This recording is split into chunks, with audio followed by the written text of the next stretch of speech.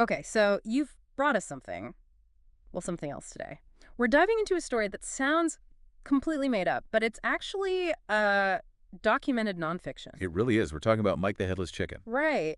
And our goal here is to unpack this truly unbelievable, yet somehow real account from the 1940s. Exactly. This isn't some tall tale. It's a recorded event.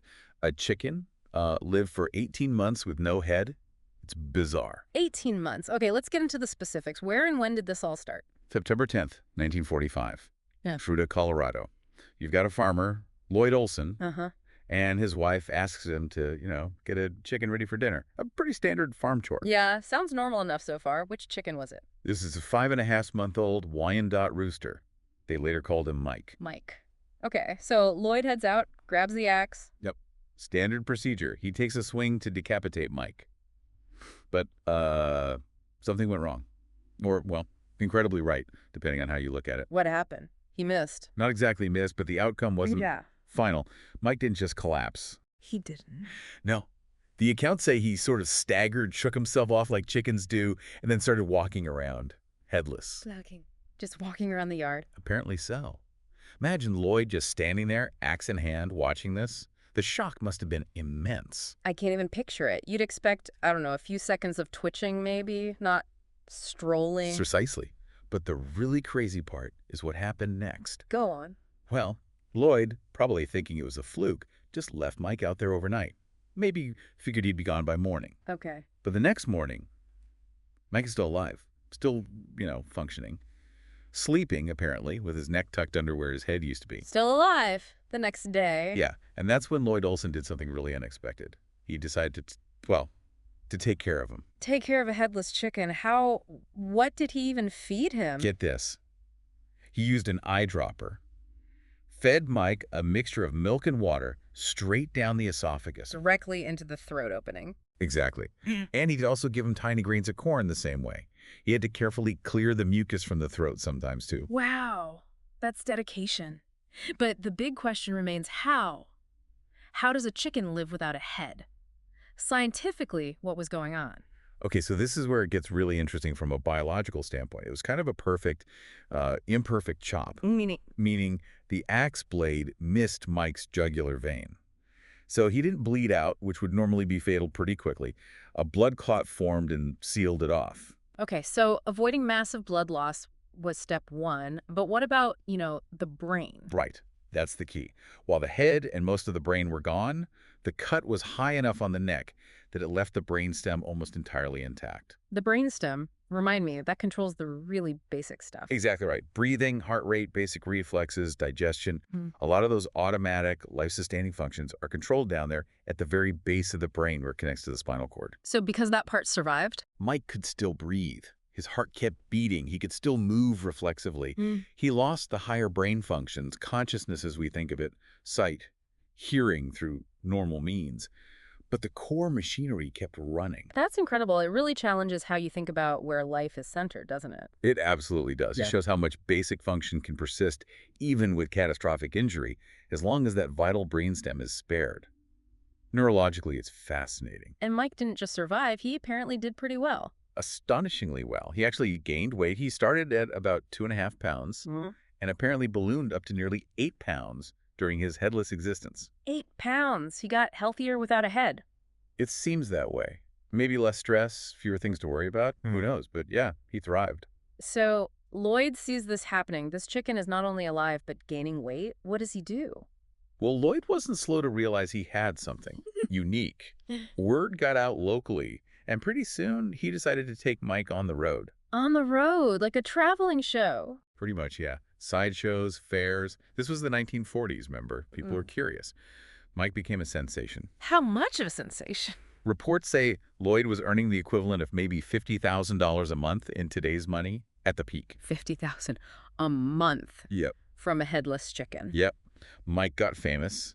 He was featured in Life magazine, Time magazine, national news. Wow. And people would pay just to see him. 25 cents. Which, wasn't nothing back then. Maybe like $4 today, just to look at Mike the Headless Chicken, or the Miracle Chicken, as they build him. I guess the sheer morbid curiosity would be huge. Was there skepticism? People thinking it was a fake? Oh, absolutely. Lots of people assumed it had to be a trick, some kind of hoax. So how did they counter that? Well, seeing was believing, for one. Mike moved, he'd make gurgling noises from his throat, he'd even try to peck for food or preen his feathers with his neck stump. Okay. That sounds convincing, if a bit gruesome. And critically, Lloyd actually took Mike to the University of Utah in Salt Lake City. Scientists there examined him and confirmed it wasn't a hoax. He was indeed a living chicken without a head. So it was scientifically verified. That must have boosted his fame even more. No doubt. It legitimized the whole thing. But, well, even miracle chickens don't live forever. Right. How did it eventually end for Mike? It couldn't last. It ended in March 1947. So he'd been living like this for about 18 months total. Okay. Where were they? The Olsons were traveling, staying in a motel room in Phoenix, Arizona. And what happened? Did his system just give out? It was actually more mundane, sadly. He started choking in the middle of the night. Remember how Lloyd had to clear his esophagus? Yeah, the eyedropper. Well, that night, apparently, they couldn't find the eyedropper quickly enough. They used it for feeding and for clearing mucus. Right. And in the panic, they couldn't locate it, or maybe left it at the sideshow venue. Oh, no. Yeah. Yeah. So tragically, Mike choked to death because they couldn't clear his airway. After surviving the axe and living 18 months, he dies from choking in a motel room. That's quite an end. A rather abrupt and poignant end to such an improbable story. 18 months, though. Still hard to wrap your head around. It really is. But his story didn't just end there, did it? His legacy continued. In a very strange and wonderful way, yes. His hometown, Fuda, Colorado, didn't forget him. What did they do? Well, since 1999, believe it or not, Fruta has held an annual Mike the Headless Chicken Festival every May. A festival. Seriously, for the chicken. Oh, yeah. It's a big community event now. A celebration of their most famous, albeit weirdest resident. What kind of stuff do they do at a Headless Chicken Festival? I'm morbidly curious now. They have some fun with it. There's a 5K run, like a headless chicken race, apparently. That's good. Chicken wing eating contests, naturally.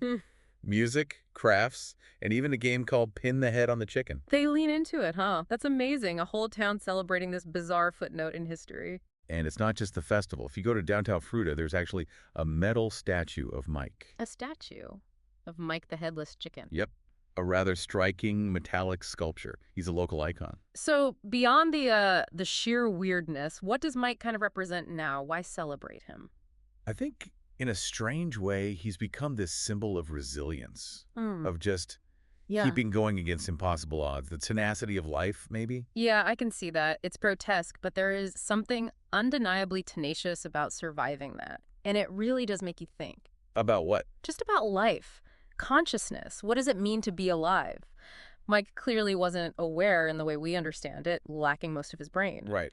But he was biologically alive, functioning, even thriving in his own way. It blurs the lines a bit, doesn't it? It absolutely does. It pushes back against simple definitions. It's bizarre, but also, like you said, strangely compelling, almost inspiring in a very weird way. Definitely weird. Now, was Mike truly a one-off, or have there been other cases, maybe less famous ones, of animals surviving something similar? Mike's case is definitely the most famous and by far the longest survival. But there have been other documented instances, yes, usually much shorter lived. Same kind of situation. Partial decapitation, sparing the brainstem. Generally, yes. Similar principles at play, missing major blood vessels, keeping that core brainstem function intact. But none lasted 18 months or gained that kind of notoriety. And I suppose trying to recreate Mike deliberately wouldn't really work. People have certainly wondered, and some grim attempts might have even been made historically, but no. You can't reliably replicate that exact specific injury and have the animal survive like Mike did. The variables are just too complex, the sweet spot too precise. So he remains truly exceptional, a biological anomaly. Absolutely. A 1 in a billion kind of event. Okay, so wrapping this up, we've explored the truly mind-bending story of Mike the Headless Chicken. An accidental, lucky axe swing spared his brainstem. Right, leading to an 18-month survival that defied belief. He became this unlikely celebrity, earning a fortune, getting scientifically verified. And leaving this strange, enduring legacy in his hometown with a festival and even a statue. It's just one of those stories that proves truth is often way, way stranger than fiction. Definitely. It sticks with you. It really does. And maybe the final thought to leave with is, what does Mike's sheer, improbable persistence tell us about life's fundamental drive? forget consciousness for a second, just that raw will to continue functioning. What hidden capacities for resilience are just waiting for, well, the right kind of accident? Yeah. It makes you wonder about the limits, doesn't it? What life is truly capable of under the most extreme pressures. A bizarre but thought-provoking tale.